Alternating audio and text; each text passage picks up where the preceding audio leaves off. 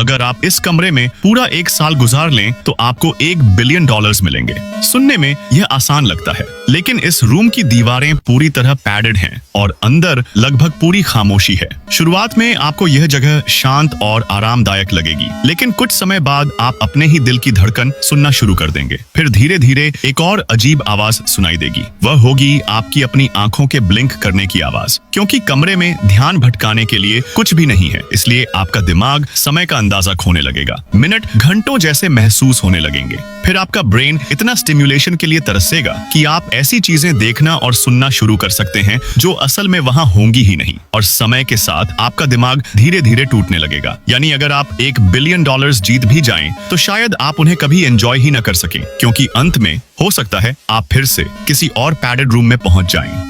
वह पहले छोटे एरो को एक पतली ट्यूब के अंदर डालता, फिर पूरी वेपन को अपनी स्लीव के अंदर छिपा लेता। लेकिन उस ट्यूब के अंदर एक कंप्रेस्ड स्प्रिंग लगा होता था, जिसे एक छोटे ट्रिगर से रोका जाता। जैसे ही वह अपनी कलाई झटकता और ट्रिगर दबाता, स्प्रिंग अचानक आगे की तरफ टूट पड़ता और अगले ही पल एरो उसकी स्लीव से सीधा बाहर निकल जाता। बाहर से देखने वाले को समझ भी नहीं आता कि हमला कहां से हुआ। कुछ वर्जन्स में 2 अलग बैरल्स होते थे ताकि लगातार 2 बार फायर किया जा सके, और कुछ एडवांस्ड डिजाइन्स में कई ट्यूब्स लगी होती थी जो एक साथ कई एरोस छोड़ सकती थी। यानी यह वेपन करीब से हमला करने के लिए बेहद खतरनाक था, क्योंकि हमला भी हो जाता और हथियार छिपा भी रहता।